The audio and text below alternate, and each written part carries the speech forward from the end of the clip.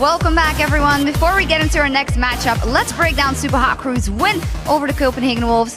Frankly, gentlemen, not too much to talk about, just sheer aggressiveness, unanswered aggressiveness on the side from the crew. Yeah, absolutely fantastic stuff from the Super Hot Crew. Impaler proving why Elise was banned away from him in the SK game, 8-0-9 in that. Got the triple kill as well, we just saw it at the end there. Fantastic performance overall. Copenhagen Wolves, you've got to wonder what was going through their mind. We heard Deficio talking about it when they went into that Dragon Pit and suddenly gave the ace to Super Hot Crew. But overall, dominant victory by Super Hot Crew, looking really good in this Super Week. Yeah, I completely agree. Just to add and compound the discussion regarding the Copenhagen Wolves, if you go back last week when they ran that Ashe composition alongside Kale, if memory serves, they were picking team fights very early on in the game.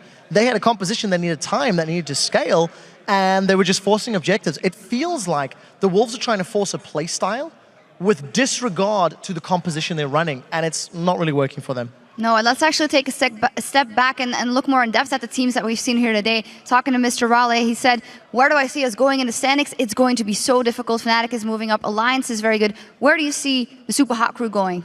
Well, I mean, overall, they're tied at 4th place right now alongside Millennium. But if you were to contrast the two teams, Millennium, we've talked about, they're a one-trick pony right now. Everybody kind of knows what they're going to do. They actually proved a little bit a new step in their tactics, I guess, today. They did okay, but generally they'll run the pick comp. If that doesn't work, they're in trouble. Super Hot Crew, they've got a lot of different ways to win the games right now. We've seen Selfie stepping up, going big. Mr. Rales, always reliable in that bottom lane. Now Kasing alongside him. Seems like a very happy partnership as well.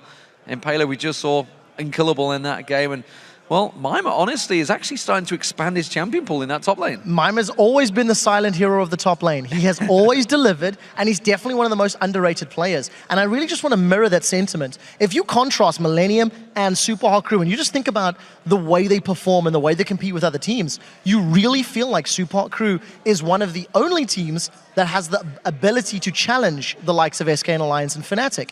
Millennium, if they're not on picks, if they're not on Leona and Assassins, you're like, well, they're not that great. So it was good seeing them performing okay with the Ziggs mid laner, but they didn't play Siege. They just didn't play the comp the way it was meant to be played. The one thing I would say about them is they are one of the teams that have been able to adapt very quickly. You know, they've got a coach, they've got an analyst, they are listening to outside sources, they're a fresh young team, and they're open to new ideas.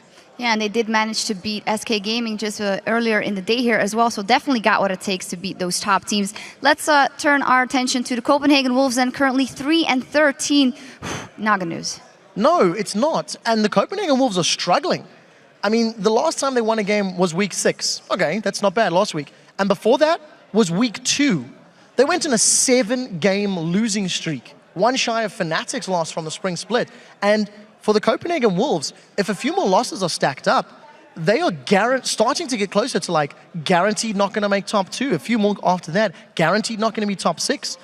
It just seems like nothing is working for the team, and something serious has to change. Yeah, they are plumb bottom right now, and honestly, it doesn't look like they're going to get out of that position. Super Week's not going too well for them either. They've got 2 games tomorrow, I believe, so they'll see whether they can Alliance turn something and SK. around. Yeah, exactly. The top 2 teams they're going to play tomorrow. It's a potential 0-4 for the Copenhagen Wolves. Yeah, absolutely. We're going to see where that goes. Thank you very much, gentlemen. And now we're going to send it back over to Joe and the Deficio at the desk. Thank you very much, Shox. Let's head into our last match of the day then as Fnatic take on Gambit Gaming. Fnatic are so far 2-0 this Super Week. Kick things off with a strong performance and victory against Rockout, where they pulled out an interesting pick in the top lane for Soaz. Yeah, so we had Ziggs top lane for Soaz against the Jax, and he picked Exhaust. Said afterwards he would like Ignite normally when he dominates the lane, but he had to take Exhaust for the team, of course, what a team player. Decent enough performance. I mean, the pick was very smart because Fnatic managed to group early on and then just siege down towers and therefore force Jax to never be able to split push, but force him to stay with the team. So Sasos, even though he actually farmed pretty well, never really got to do anything in the game. Yeah, they also had a great game against Millennium, another win where they managed to control the match with great ward control and therefore getting the picks across the map to really get the entire team rolling. Yeah, so Millennium, who they played against, were very, very passive, and Fnatic used it to get full control of the map, of the objectives, and we just have to highlight Yellowstar. He is so strong at the moment. He was setting up kills left and right.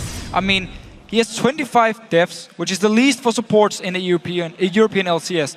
He has a 6.72 KDA, so he leads the supports in KDA in EU LCS. And we just have to say, Fnatic also as a team and him as a player are looking better and better for every game they play. And earlier today for Gambit, it was another tough game as they once again lost out, this time to Millennium. So they fell behind to this pick comp from Millennium, and Millennium used it to just walk around the map, find fights all the time. And we did see Skarner from Diamond. Didn't have much of an impact early on, but he is a bit of a level 6 jungler. The thing I question is actually not his play. It's more the fact that Elise was open, and they went for Skarner. If he had picked Elise, he would have been able to do something early game against Lee Sin, been able to help Darien up in this top lane here and prevent some of the snowballing from happening. But he picked Skarner, farmed to level 6, and by that time it was already too late because Cotnex had picked up two kills, I believe, and 1 assist already. Yeah, played it passively, which is exactly the thing you don't want to be doing against Fnatic these days. Now let's hear from Gambit Gaming's Diamond about playing against the Spring Split champions Fnatic, and in particular their AD carry, Reckless. I really like to play against Fnatic. It's really easy to play against them. Their jungler is really passive and he only protects his lanes, never going aggressive. But sometimes Faker or So is doing some crazy stuff and winning the game outlet, or Reckless is playing all the best he can and he's really great ADK. So this is the only guy who I'm afraid of. Funny to hear Diamond calling Cyanide out for being passive there, considering that Skarner game that he had against Millennium where didn't move out of his own jungle till level 6. It is hard to do something against Lee Sin when every single lane falls behind, but yeah, he should have picked Elise in my opinion, could have done more. Well, we'll see if he changes that one this time around. First though, we're going to check out the starting lineups. On the blue side today, it's Fnatic with Soaz in the top lane, Cyanide in the jungle, Peke in the mid lane, Reckless the AD carry, and Yellow Star the support. And on the red side, Gambit Gaming with Darien in the top lane, Diamond in the jungle, Nick as the mid laner, Genji as the AD carry, and of course Edward is the support. So let's take another look then at lolesports.com to see how you guys voted on this match. And according to those numbers, you picked Fnatic by 84%. We have to be clear about this. Fnatic versus Gambit is a classic matchup. Yes. It used to be a classic matchup. It's kind of the point here because this is not the 2013 Gambit that pushed Fnatic on all levels when it came to particularly the Spring Split final, if you remember that best of 5 real thriller of a game. This is not the same Gambit. No, and also look back to Season 2, where Moscow 5, Gambit, of course, were dominating everything. It's very different for the team here, of course. Without Alex, was a big hit to the team, but nothing really works for them at the moment. I mean, the 2 games they played this Super Week, they didn't stand a chance. I mean, they got outclassed and just lost every lane early on and lost the game from there on. They really need to step it up here against Fnatic. Not sure we can even say Alex gone and now we've got Nick and he's not performing. No, That's Nick is why, doing because fine. Nick's doing really, really well in his new role at Gambit. Let's move on from that one though, as we are getting into Champion Select and the first 2 bands coming out. No surprises here. KL for Fnatic, Kassadin for Gambit. So KL being banned away against both Darien and Nick, and of course Kassadin very standard. I wonder if Fnatic want to try and aim towards some junglers and then maybe first pick Elise in for Cyanide if they ban away Elise and get Diamond on Skarner once again and try and do the same thing. For now, it doesn't look like it. Instead, they actually take out the Yasuo against Nick. So 2 mid bans, we can say, targeting towards Nick. 2 bans to Nick. Will they keep that trend up here? And will Gambit also stick to mid laners? Well, they'll take out Lulu, which is, I guess we can say, a diverse ban, as is probably Kale as well, since you can get rid of it for Soaz or for Xpeke. Maybe we'll even see a Ziggs ban coming out, because again, that's kind of a blanket ban, if you like, that covers multiple roles, or at least it does now after Soaz played the Ziggs earlier on in Super Week in that top lane. Evelyn actually will be the ban here for Fnatic, so that points to first pick Lee Sin. Yeah, could be first pick Lee Sin. Of course, if they do first pick a mid laner or top laner, and then Gambit goes with the Lee Sin, they have Elise as the backup jungle pick here for Cyanide. So they only take away one of the junglers. We need to see if Gambit actually wants to ban away Elise or Lee Sin then as their last ban.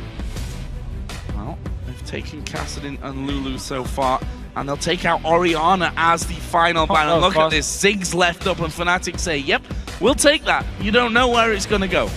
So instant locking the Ziggs here. Need to see if Gambit wants to get Elise or Lee Sin. for Diamond so he can start making some earlier plays, because I really think they need to get some early aggression on here.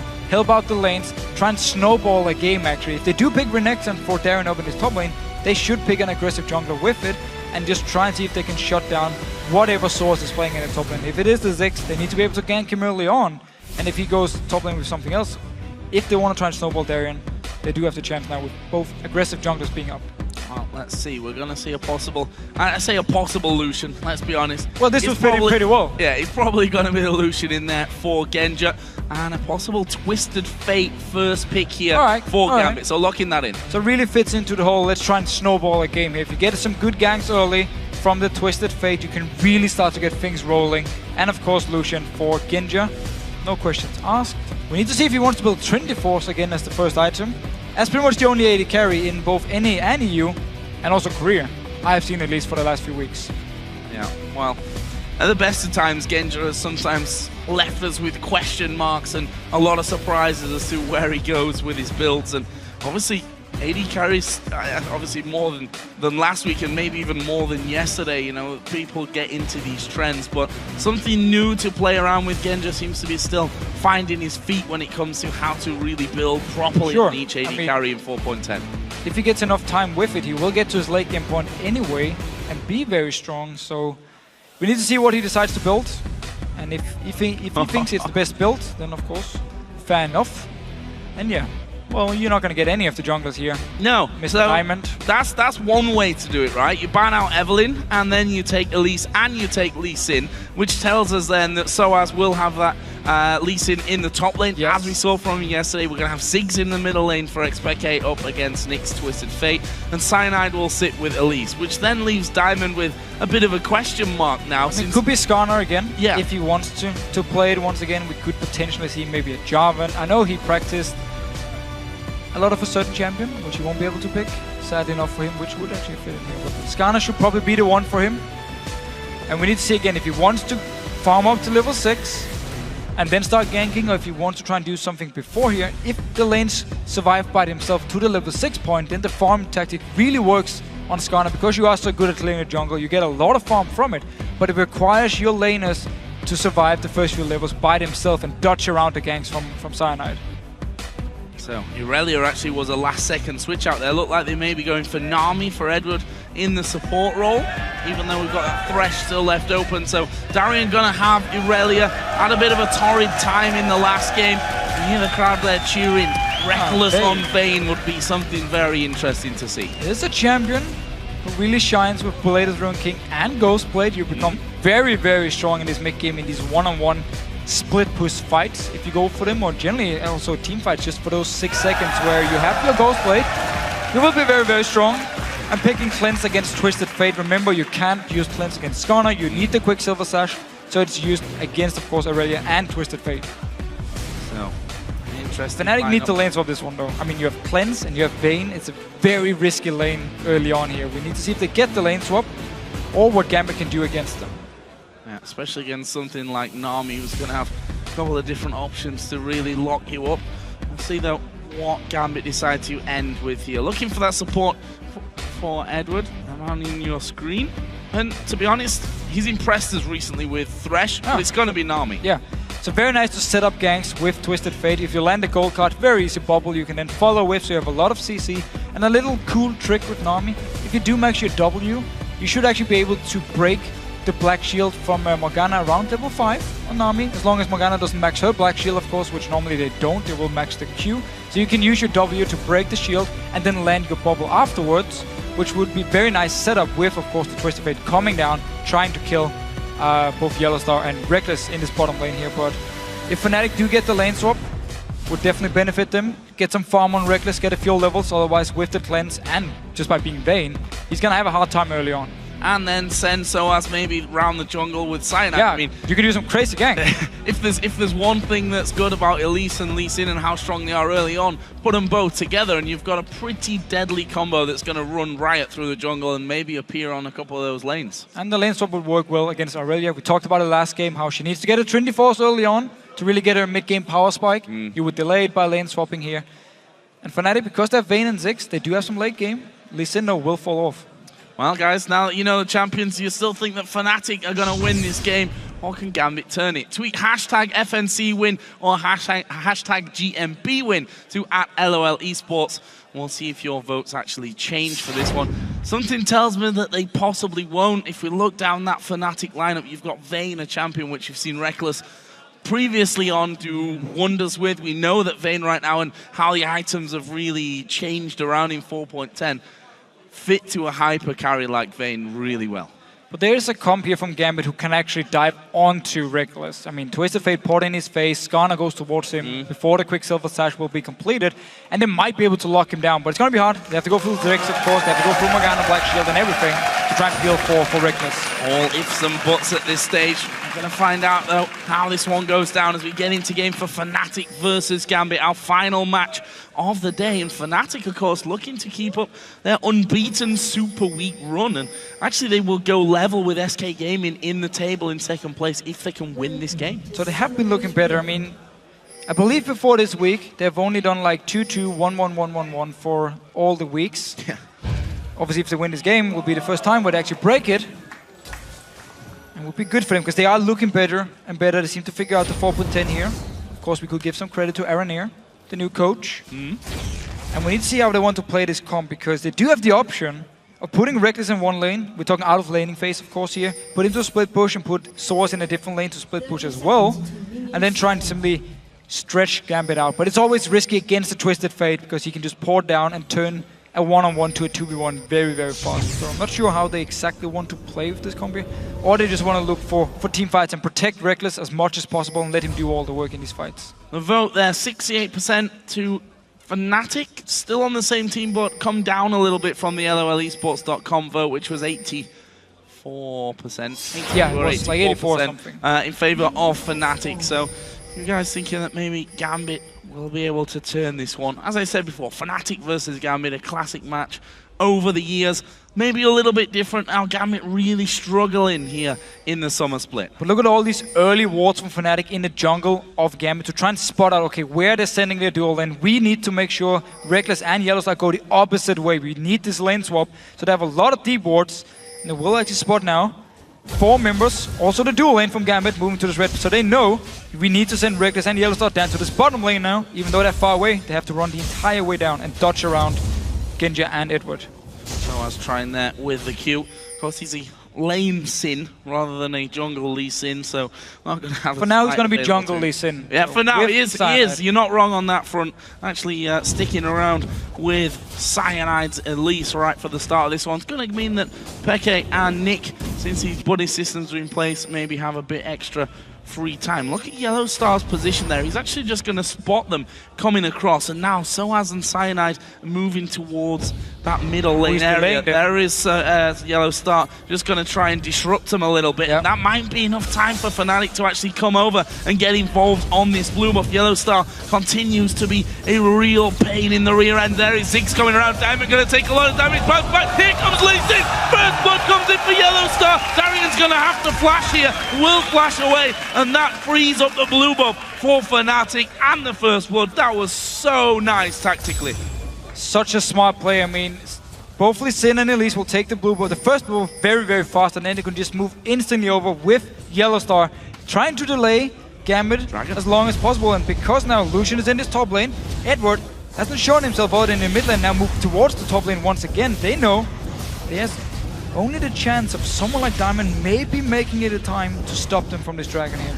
Well, and he decided not to run down there. Yeah, started coming but backed away from it. Fnatic really not messing around at the start of this game. First blood coming in early, managing to steal away both blue buffs and getting a dragon here. 3 minutes 40 into the game. That leaves them 1,300, 1,400 gold ahead right from the very get-go. And look at this, Darian may end up being the first victim. Reckless does take a tower hit, but there's the Q landing. Darian's going nowhere. Cyanide gets that kill, although Morgana did go down to the tower, so it's not really a problem for them. No damage was done to him, and therefore no kill for Gambit.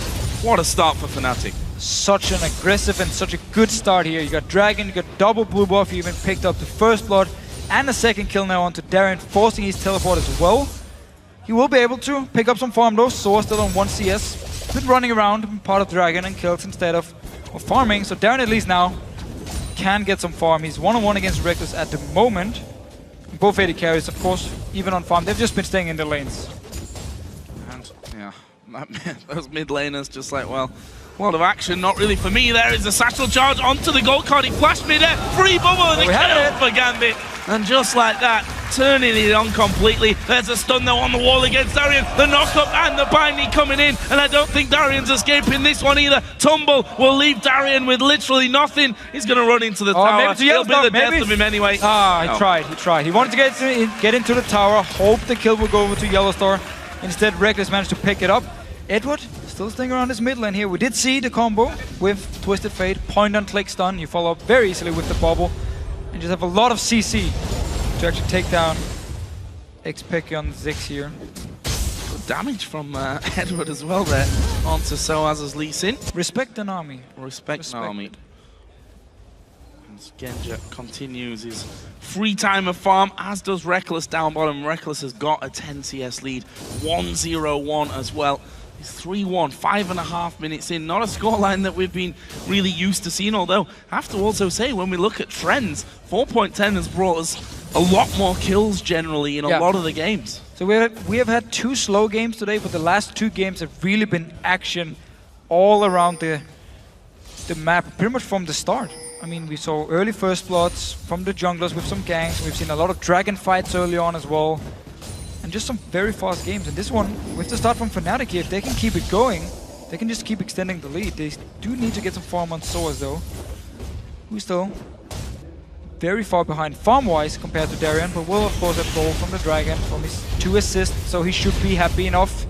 And he just keeps farming away with Sana. Doesn't even need to go to a lane yet. Yeah, just to give you a bit of a comparison on that one, when you look at 0-2 Darien, who's got a bit more farm in there than Soaz, who's himself got 2 assists with that Dragon, sat about 200 gold more. So gives you a little bit of an idea how that all works out generally over the how that gold is going to be spread. Darien himself now leaving that bottoms lane saying, look at this, we're 5 minutes into the game, I've died twice already. In the last game we saw him die 4 times very early on in the match, and I think he's just bored of dying at this point, going for the safer option of following Diamond around. Yeah, good guy jungle creeps won't really kill you. Well, unless of course you have Broken Shard, and you will die to your red buff. Oh, burn. I love you, Broken Shard, don't worry. So Edward here going to be waiting on that top side of the map. Darian's actually going to come over there as well, possibly, but Fnatic saying, you know what, don't even need to be there, let them farm up, because our AD carry is farming quicker, already has a kill, already has assist, already got the Cutlass in, and that tower is going to be going down. If not maybe on this exact wave, then certainly on the one directly following. And there's the second spawning of the blue buff. I'm interested to see whether Fnatic keep up that blue buff pressure that they had before. And there we go, Twisted Fate going to get involved. It was smited away on towards Cyanide. Bomb comes out, Yellow Star's low, that's a good bubble onto Peke. Diamond's going to be coming around as well. Peke needs to get away from this one. Gold card will follow through, and Genja gets the kill on that one. Diamond in the middle of no man's land, but he's grabbed Yellow Star, and that's a double kill now for Genja. So everyone from Gamma just collapsed onto this blue buff here because they knew Fnatic was doing it, and with Reckless in the bottom lane, they knew they could be 5 versus 4. Picked up 2 kills here. Very good reply from Gambit, getting some much needed gold. They still need to be careful though, because this Vayne is just farming away like he wants to. Oh, they're going for Sana now. TP coming in from Darien.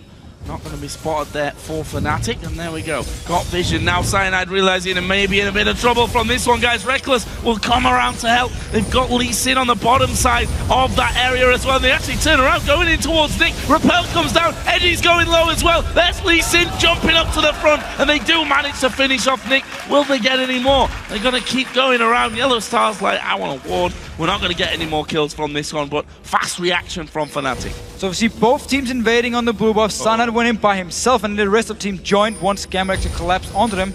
Now Diamond and Darien behind the enemy lines here. Diamond's, well, that's just really hurting, because going to be going down to the turret. Yellow Star coming up here around the Dragon. Yellow Star is coming around. This should be an easy binding for him. Oh, he's picked the wrong direction, but there it is. He's going to catch Darien.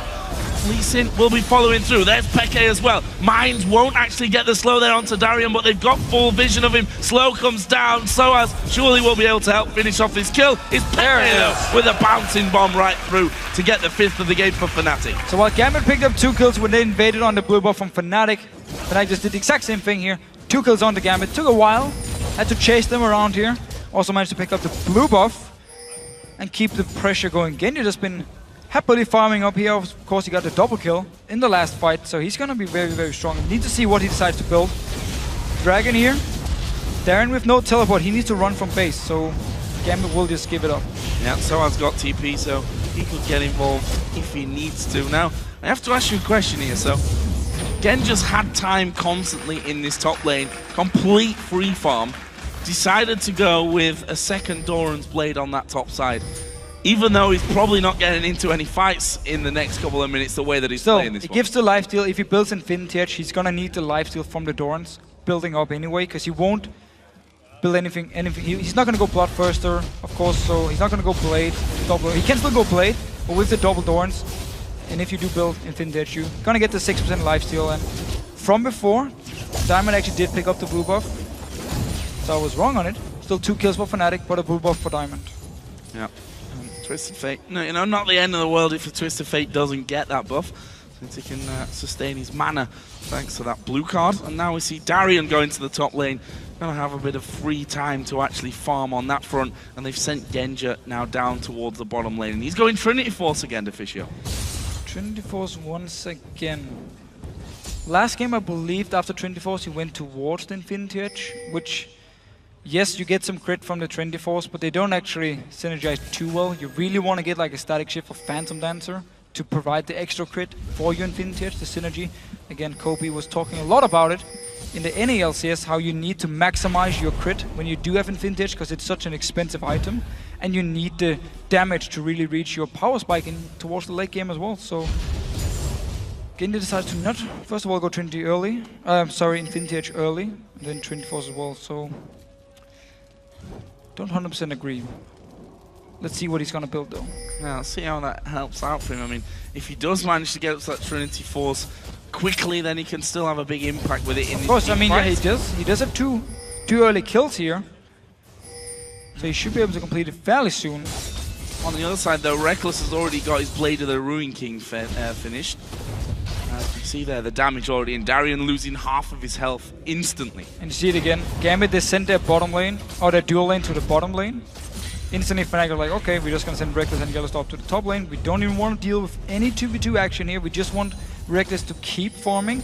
And now once again, they can put pressure onto the tower. Sana joining in. If Darren had stayed to try and defend the tower, they would just have went straight for him and killed him once again. So smart by Darian to back away, knowing he couldn't do anything to defend this tower here. Now they need to try and get the bot tower. We see Genja and Edward trying to do a similar thing on the bottom side of the map, and actually that's quite the chunk of damage onto Soaz. He actually has gone tanky, as he did before when he played that Lee Sin in the solo lane. Gonna be going the way of the Sunfire Cape as his first item.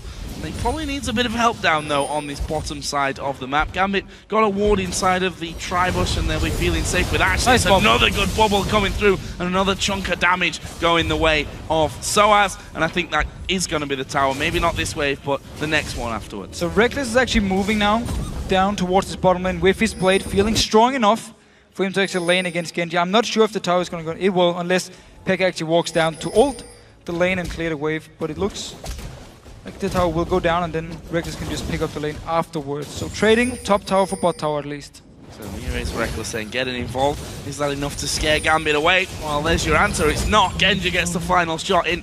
And Gambit take their second turret of this matchup. Leaves us in terms of gold still with about a 2,000 lead for Fnatic. And let's not forget the Dragon taken very early on in this game after the blue invade and the kills already, for Fnatic. Yeah, we've already seen a couple of them going down. So Fnatic really holding strong on that front. We've also seen the mid laners now getting their first item complete. Both of them going for the Athenes.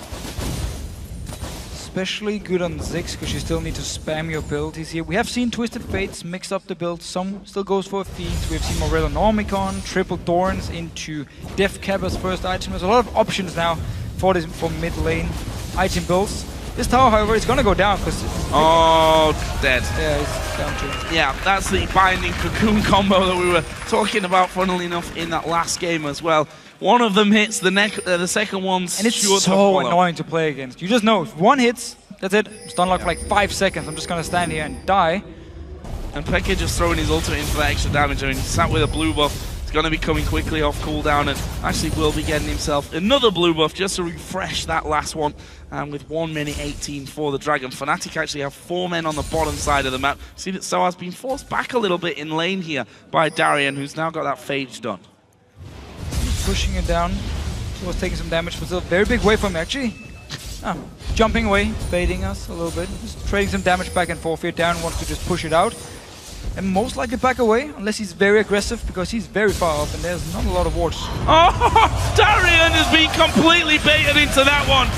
Well, that was pretty sick stuff from Soaz though, just diving behind him as he dashed forward, kicked him into tower range. Yellow Star actually popping his ultimate, which he didn't really need in the end. Cyanide coming around as well, and Darien being somewhat, I feel, outsmarted there on the top side of the map.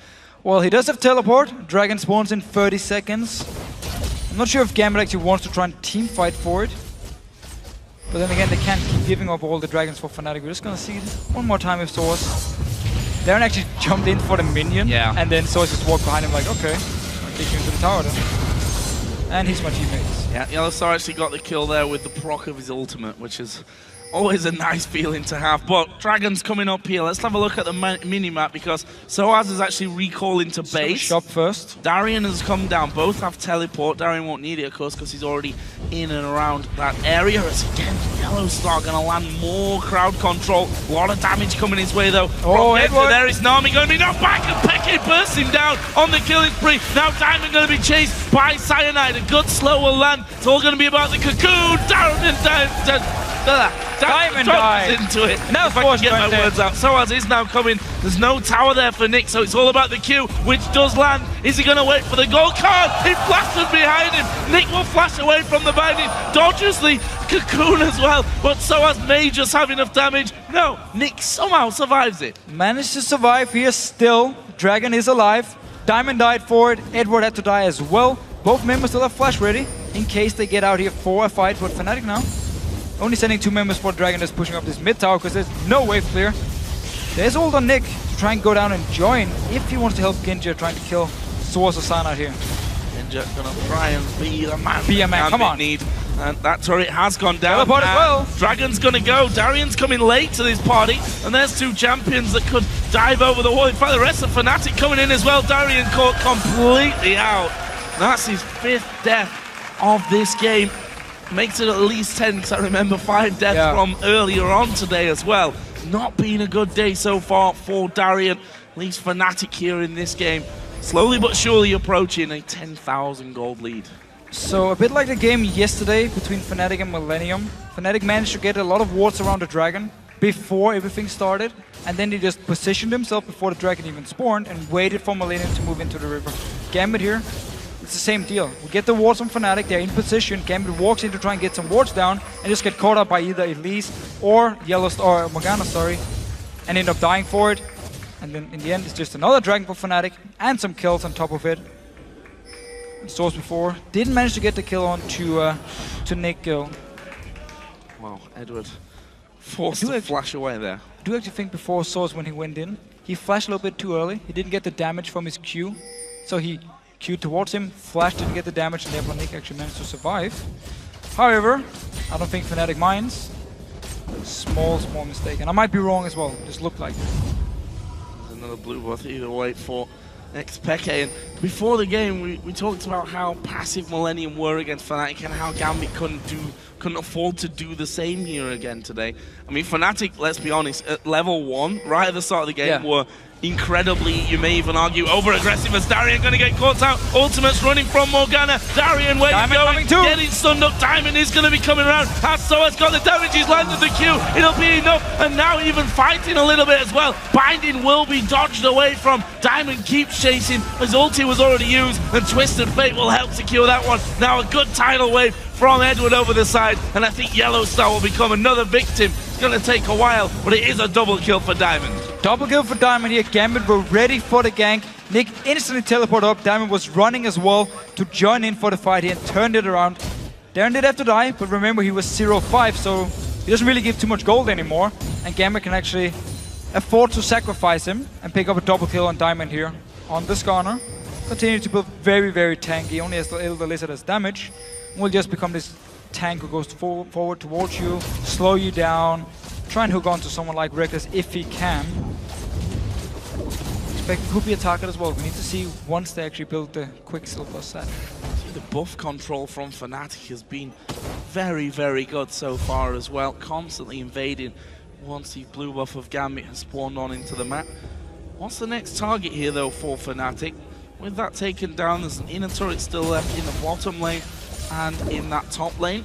For now, seem quite content with getting a little bit of extra farm. There's a long-range cocoon, binding, satchel charge will come across, will it explode in time? Everything will explode in time. Nick's gonna fall, and it's Cyanide that goes on the killing spree. So they get the kill once again. We see the whole Elise Morgana with Pekka set it up with the rubber ducky first, forced Nick to outlast early, and then managed to pick up the kill. Now they're moving towards his top lane. Nobody's there from Gambit to defend it. Nick still has about 17 seconds, and his ult should be the same, but it's going to be a tower for Fnatic.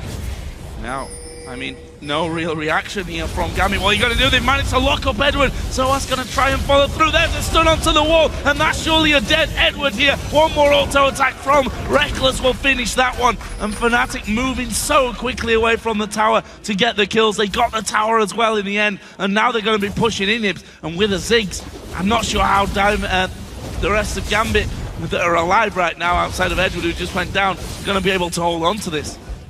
See, getting some damage and just poking away Diamond, looking to try and engage. Flash is ready. So if the Black Shield comes in from Yellowstar in time, he won't be able to grab anyone. And now Rex is just pushing this mid lane, Source joining in with the rest of Fnatic. Actually, quick spin around from top to mid lane. Constant pressure, culling used by Genji, actually being knocked away by the satchel charge of Peke.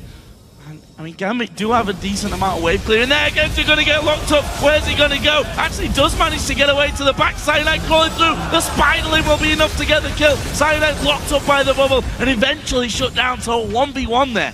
So 1v1, but still Fnatic, they keep the pressure going, constantly getting some damage on the towers. Seem like they want to back away now. Should have quite some gold after some fights.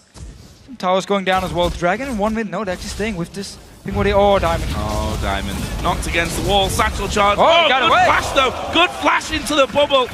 Edward really saving his life there. No follow through from Fnatic. Reckless and Yellowstar and Soas both, all three had flash available. Decided not to go through. Fnatic have got a load of gold to spend, as you mentioned before. Pretty much, well, 12 to 1800 gold across the board. Actually, Cyanide did end up picking up a Randuin's Omen now in there with his Ancient Golem. Dragon in 40 seconds, Source can just pick up some farm, then go back to base and should be able to get to the Dragon before it spawns. He's recalling now. It's a good timing for him, and the rest of Fnatic already moving towards the Dragon area. We can see the same deal. They put up some pink wards, try and spot out Gambit if Gambit moves in to try and stop them. This time around they are very far away from it. I don't think they really want to go into a team fight here. No. I don't think so either. Then again, they have actually played very aggressive in this game. Even though they fell behind early, they tried to make plays, especially at the blue buff where they picked up the 2 kills. But Fnatic still has been one step ahead of them. Especially also, just look at the wards around the map here. The blue wards from Fnatic just in this Dragon area. They can see everything happening. If Gambit moves in towards them, we'll spot them. Yellowstar is waiting in the bush to land a binding, and then they can go all in. Yeah, binding into Cocoon, the tried and tested combo out of Fnatic here. That CC enough to lock everyone up. Then you've got even the time to put that satchel charge in and knock them even closer towards you. There is a binding coming out, didn't quite have the range. Indra actually, in terms of direction, did dodge right into it pretty much. But Fnatic here pushing that mid wave up. Top lane is actually pushing in favor of Gambit. Bottom lane is pretty much even down on the bottom side of the river. As that binding close to landing onto Darien as well. Gambit needs to be real careful here. Fnatic are just looking for the fight because they know that so far ahead. Diamond might be caught out here. Source doesn't manage to get onto him. No, Sana does. Q landing onto the minion, but here is the push through. Cocoon has already landed. Don't even need the binding. They'll throw that out to the rest of the team, and that leaves a 5 versus 4 with Gambit trying to hold on to the turret. Will Fnatic just say, you know what, guys, let's back away. Let's have ourselves a Baron. So Gambit actually had some good wards in the jungle here to see where Fnatic was moving. Yet Diamond I'm not sure what he was doing up there in this top lane, got caught out of position, and now Fnatic starting the Baron. Still a ward from Gambit here, so they know it's happening. There's a ward in the back as well. That'll be spotted by the pink. We are still very early, so you take a lot of damage from it. It's gonna be risky for Fnatic, and they actually disengage from it. Just force Gambit to move in, stop them here. And now Fnatic just put their mark on the jungle. Look at the wards. And here is Yellowstar marching on forward. Boots of mobility. There's a flash ulti. He's going to go. Who's he going to go for? Darian. Edward. He kind of went for both, and both of them got away from it. A little unlucky there from Yellowstar. And those are the kind of plays that you need to make. Sometimes a little bit of a risk can give you a high reward. And managed to trade flashes with Edward. The both supports about flash for the next fight. Sana now on this blue buff once again. I mean, Fnatic's really been controlled this blue buff for the entire game. From level 1, where they moved in there, stopped them from doing the blue buff, and picked it up. I think Diamond managed to pick it up once or twice, but that's been about it. Here are Fnatic instantly moving around for the final inner turret that stands on Gambit's side of the map. Will they be able to hold them off? Ziggs already throwing down that early minefield, and yes, they have Twisted Fate to throw those wild cards out and get rid of those minion waves, but just the zoning that you get with Ziggs. We see it there, Cocoon actually landing onto Edward. Here's the ultimate coming out of Peke. Not quite the damage to get the kill, but they were looking for the tower anyway, even doing some good damage to Nick there on the backside. There he is, Soas going through, he's pulled straight in with the tidal wave as well, and that was nicely done by Nick. Knew it Outlast here, Source like, oh, should I go for it? And he went in, instant Outlast. Source got punished, and a kill for Gambit. Still lost the tower though. Still, it's a 10,500 gold if we're really counting this one. 15-7 up in kills. If you look across the board, there's 4 with Elise, 3 for Peke on Ziggs. Reckless is 3-0-4. Yellowstar has continued his trend of playing absolutely brilliantly over these last couple of weeks. He's got 13 assists out of the 15 kills. Part of every kill. And he's been part of every kill, because 2 kills actually fall into him. There's Twisted Fate going to pop the Destiny, but there's a TP around the back. Soas is going to go man mode. He might find himself 1 versus 3 though here. Rest of the team coming, but very slowly. What are they going to do? There's the kick on towards Diamond. Have they got the damage? Of course they've got the damage. It's going to be Soas. Oh no, Reckless that gets that one to go on the rampage. Q will land onto Edward as well. Oh, what a stun against the wall. And Edward now will be the next one to go down to Reckless. Fnatic are in a 5 versus 3 to siege the tower. Let's see here, they're actually moving towards the Baron, so want to pick up the Baron buff and then go towards the base of Gambit Gaming. Once again, 2 kills. Teleport behind from Source with Lee Sin is coming and kicks Diamond back. Doesn't even matter who he kicks back at this point. You just want to kill someone, keep chasing up here. It's gonna be Baron for Fnatic. Full control here. Gambit lost on 29 minutes to SK Gaming. Seems like they will be able, or they need to hold 2 more minutes here. Otherwise Fnatic can do the exact same thing SK Gaming did to Gambit. And it's been pretty much the same story for Gambit.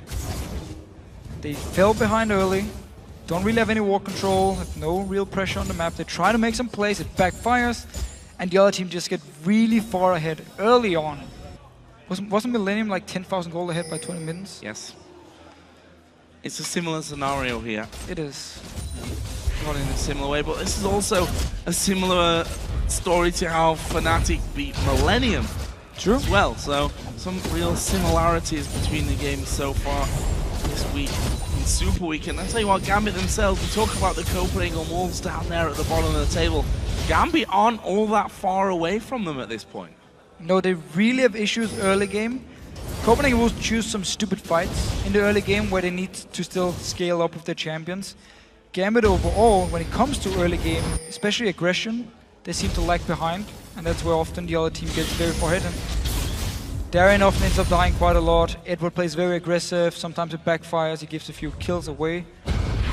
Overall, it's just very hard for them, and they don't really itemize towards a stronger early mid game. They go towards late game items, which also makes it even harder for them to actually come back once they fall behind these early mid game points. Should also note that Quicksilver Sash, although it was done a little while ago, is with Reckless. So that basically takes him out of harm's way, if you like, from Diamond. Ultimate will be able to be escaped from for Reckless. And there we go, they're just going to go straight on towards the tower. Couple more auto attacks will do it. Cocoon's landed on towards Darien. Have they got the damage to finish through? They just want this inhib now. That's going to create all the more pressure for Gambit to be trying to hold on against this barrened up Fnatic team that have got a 15,000 gold lead against them. They do need to go to the side lanes though and push them out. Top lane seems to be the target for them, and they can do the same thing. Move up to the tower, brute force your way in, just hit the tower as much as possible, back away if Gambit looks to engage. Otherwise you will just take down the tower like we saw here in the mid lane. We also just saw the damage that before. Trying to set up a bit of a trap here.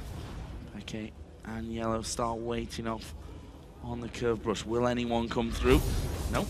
There's a scan on the ward, and then he's like, I could have got a bubble in there if I'd have just tried that one. No real follow-up to be had, though, from Gambit, and now finally that wave of minions has pushed on through. There's the ulti on towards Edward, and, well, he has to just flash away from that one instantly. Knew that the follow-up would probably be enough to knock him down and out of this game. There's another minion wave coming in. The bouncing bombs and zoning power of Ziggs continuing to be a problem and stopping Gambit from really holding on. There's the kick in towards Diamond, who instantly is going to flash straight back in towards his team. So as then was the focus, but that's all Fnatic really wanted here, is to draw attention away from the defense of the turret and take it down. Source is very low though without teleport. Fnatic still staying around with the Baron buff. Really want to get down the second inhibitor, so they just have super minions from 2 lanes pushing into Gambit's base, making it even harder for Gambit to actually come back in this game. But we might see Gambit go for the fight. With Source so low, this should be the time for them. He's actually recalling. They need to go and fight here. Oh, Diamond actually stepping forward. They're going to go for Cyanide. It's a good bubble to the back. Are they going to be able to finish off? A good repel comes in. Ulti from Xpeke. There's going to be at least 1 kill from this one. The rest of Gambit pushed incredibly low. And look at that. The super minions are coming through. Fnatic in a 5 versus 4 may have enough here to finish off the game after 30 minutes. It looks like they will. Both Nexus turrets going down. The constant damage from Ziggs at the back being a problem. Nexus now going to be focused. Darian's going to dive man mode in. He's going to pay the price. Dive once again at the end, and the Nexus now free to be taken down. Fnatic going to be picking up a win. Not before they've gone for a few more kills though. Nick finished off there. Pekka gets the double. The Nexus is going to fall, and Fnatic keep up their solid run here in Super Week. They are definitely looking strong at the moment. Yellowstar, 100% kill participation. He's part of everything. His wards are there, spot on, setting up kills. Fnatic just overall looking very, very good. The picks work out for them. Source, again, they send in this top lane here, finding the kills, finding the picks they need. Gambit on the other hand, kind of the opposite. Yeah, relegation must be a real fear right now. Especially because Rocket has started winning games. Exactly. I mean, Rocket, yeah, did some slow games, but they win them. And that's the issue, because it's Rocket, Copenhagen Wolves, and Gambit staying around close to each other in the standings. The teams fighting to get the last playoff spot to, of course, avoid relegation. But Rocket, they do pick up some wins. Gambit and Copenhagen Wolves, they need to start doing the same. I said this earlier, 6 wins out of 9 from Rocket. It's kind of hard to really get that into your head, because they don't seem like a team that has won 6 out of their last 9 games. But all importantly, they don't look great. Those wins aren't pretty. They take seemingly forever to finish games. They don't feel confident. Overpower himself looked really down yesterday when we interviewed him. Even after a win, he's like, you know what, we've got no confidence. We're not sure where we're going wrong and how we're going to fix it. But they do win, and that's something that Gambit aren't managing. That's something that the Copenhagen Wolves certainly aren't managing, and there's going to be a real intense battle down the bottom of the table. You have to wonder for these 2 teams, Gambit and the Copenhagen Wolves in particular, where the wins are going to come from and what's going to change, because we're halfway through the season and they've not got enough wins at this point. And the hardest thing for Gambit is, how do they fix these issues, because they still have to travel. Yeah. It's always been an issue for Gambit in the LCS, the fact they have to travel back and forth, and you have less time to practice than the other teams, and you have all these issues you need to sort out. I'm not sure if they're going to go into some boot camp, try to go into boot camp for a few weeks and see if it works to work out the issues. It would definitely be an option, because it is an issue for them, and it's a shame they have to travel back and forth. It's full respect for Gambit for the fact they can play so well, like they've done in the past years with all the travels back and forth. It's a grueling schedule, there's no doubt about that one. And Gambit have in the past said, you know what, boot camp is the way that we do it. You'd see them bunkered up for a week and a half, 2 weeks before major events. But the LCS is a different kettle of fish, a different beast, because you have to play on a weekly basis. You know, a normal week you have 2 games to play for, 4 games in Super Week. Really, really hard schedule. We also have to say, on the other side, Fnatic, another victory, 3 out of 3 so far in Super Week, go tied with SK Gaming in second position. We're actually going to go to Shox and Quickshot, who are standing by with Fnatic's mid laner Xpeke. So let's find out if there's some more insight into that match. Thank you very much, Joe. First off, congratulations, Xpeke. The curse is broken. You're not going to go equal. You're at least going to go 3-1. So congratulations on that game. Talk me through picks and bans, and why for the Ziggs? We know how many teams put a high emphasis on Twisted Fate, and you guys as well. I expected them to ban Ziggs or something because I don't know. I didn't understand their bans. When they ban Oriana, it's a bit weird that they leave Ziggs open. No one will first pick it. And then we pretty much had a really strong champion already. Then we thought they would pick jungle, not the TF already, because we had the Ziggs already. But then they just picked TF and Lucian, so we could get Lee Sin and Eve, which are really strong champions. But I think Diamond is way better on those than he is on Skarner. So when we had those champions, pretty much we felt really confident already that we had good champions. And their setup was not that great, so we could pick Vayne already, just let her free farm, and we knew that the moment we just keep going equal until Lagan will win, but we even we managed to win the early pretty hard, and Vayne was really strong. Yeah, the game was definitely very one-sided. It felt like you guys were definitely sending a message. 2 confident wins yesterday, another one today. Explain to me why Soaz is running Lee Sin top, Ziggs top. Why is it working? Is it 4.10? Is it something you've done as a team? Or, I'm just looking for more insights. I think it's more as a team. Like he played them before, and I think he played them. Sometimes it might not work, but Ziggs is a strong champion that works really. It's maybe not the best versus all the matchup, but in some matches it's really good because he farms on top really easily. And the thing with Lee Sin is he's super strong because he's not gonna lose the lane. He's maybe not gonna own his lane, but he can roam, and Soaz is really good at that. He knows when to move, when to do the insects really good, and when to flash kick someone. And it's like a really hard engage to have Lee Sin on our top lane, since he's going to be way more tanky than on jungle, and he can freely go in whenever he wants, go out, go in, and wait for the perfect engage. We want to turn our attention to your opponents in the league right now for a second, and I want to actually start with Gambit in this matchup, because you've been playing versus Gambit in the same core of players for a couple of years now. What do you think it is that they don't seem to get going anymore in the season? I don't know. It's hard to tell from them. It just feels like they kind of lose track of the game. Before they knew where they had to go, what they had to do, and now they kind of know. They seem to have lost it a bit the thing. Even when they had Alex already, they just started to slowly become works. They had games that they were good, they had games that they were bad, but now it just feels like they are not as strong as a team as they were before. I don't think there are some games that they do really good individually, but then it comes to team play, to rotations, to everything, and they are just a bit lost. Sometimes they do something good, but most of the time they are following the other guys, the enemy team rotations. Well, turning our attention to something a little more positive, you are on 499 regular season kills. Not sure if you're aware of that. If you pick up one more, it'll be your 500th kill, which means it's most likely going to happen against Alliance tomorrow. If Alliance pick up a win against Copenhagen Wolves, the 2 teams will be on 3-0. Who is going to win 4-0 in Super Week, and why? That's hard to tell. Like I said, for me, I think for us was to go 3-1 this week. Like 2-2 was something that was probably going to happen. 3-1 was something that could happen if we didn't play bad. And 4-0 is something that can happen if we play really good. Like I don't think today we played that good, even though it seemed like we had control. I don't think we played that good. I think we played better yesterday. So if tomorrow we play like yesterday and we get a good setup, I think we can beat them. Why is Fnatic so much more dominant in Super Week? You guys are 3-0, and you look like the team that has won all of the playoffs, which we haven't necessarily seen all of the previous weeks. What's different yesterday and today? The difference, I don't know what's the difference from yesterday and today. I don't know. Yesterday, I guess we were maybe more awake. We had 2 games. The first game as well is easier for us. This one was a bit too late for us. So maybe I was sleepy at least. But past your bedtime. But yeah. One final question about that. Let's turn it to you personally, because you've been very vocal in the past also about, I've been playing this game for so long, sometimes it is pretty hard to find a motivation. What is that like right now in this heat of the season and the importance of the games right now?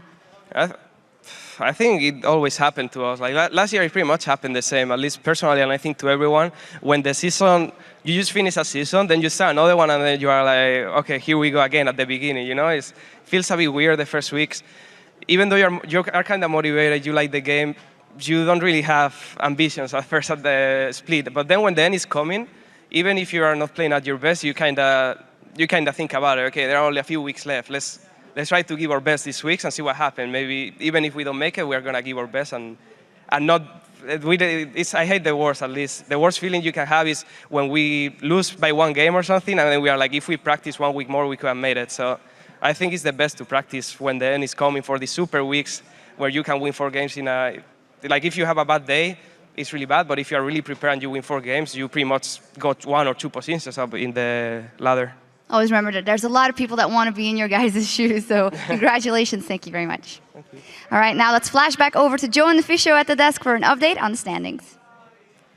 Thank you very much, guys. And with that match complete, let's take a look at where the teams stand after 11 matches so far this week. Alliance is riding a 7-game winning streak and have the best start to a split for any team in the European LCS ever. They remain in first place now at 14-2.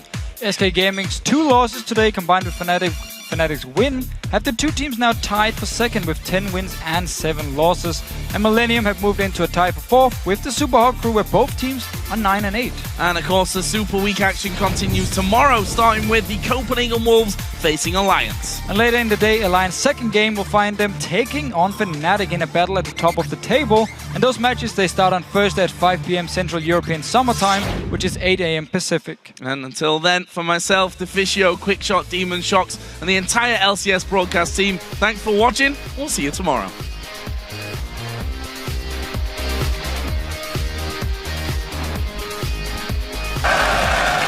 Welcome to the European League of Legends Championship Series. The teams need to bring their A game if they want to stay in the running for a possible spot at the 2014 World Championships. We'll just farm in their tower until we hit a certain level. And then we start winning. The Voidoo's on the way, catches beautifully from Nim there, the bomber on towards. Jesus gets him down, one more shot, Candy Panda goes down, and Rayton's caught out, he gets stunned out. We can surrender. Yeah, you wanna just FF this? Wait, I'm coming. Yeah, we can. And it's a 20-minute surrender, ladies and gentlemen. What's in game? Let's win this game. Rockat's going to get focused on towards, but the damage is going down 90 from Overpower. He's still alive around the side there. Kevin does manage to get himself 1 kill. Celebar replies. He goes back on towards Kevin. Gets himself a second.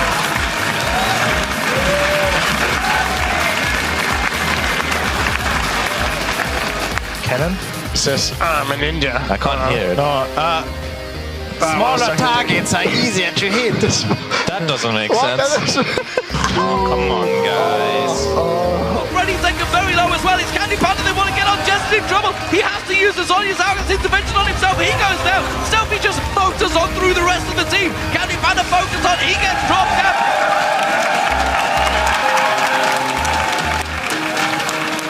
Millennium versus Gambit. Remember Leon and Corky OP lane? I do, but You just need to go in. people play different right now. You can't all in level 2 and people die. It's going to be real bad news for Millennium again. The Sonic playing in. Sound Carnex is going to be coming around the side, but will it be too late? J-Ree going to go low. He's gone away. He's managed to get away. Carnex is onto Diamond. Hasn't got the damage to finish him off. Creatine may just have. Ed is low, and Edward may fall as well. I go in. I stand for man. Nice. Stunner. Keep on. Nice one. Another push. Nice.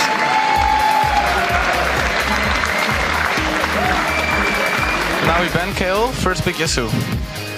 What if they ban Yasuo? Wait, then we have nothing left from it. There's the knock-up. Has he got enough damage? He does, but he falls. There's the repel as well. Going for unlimited now. The damage surely there. Shield from Lulu. Turning it around. There's a polymorph as well. And Warlock goes down.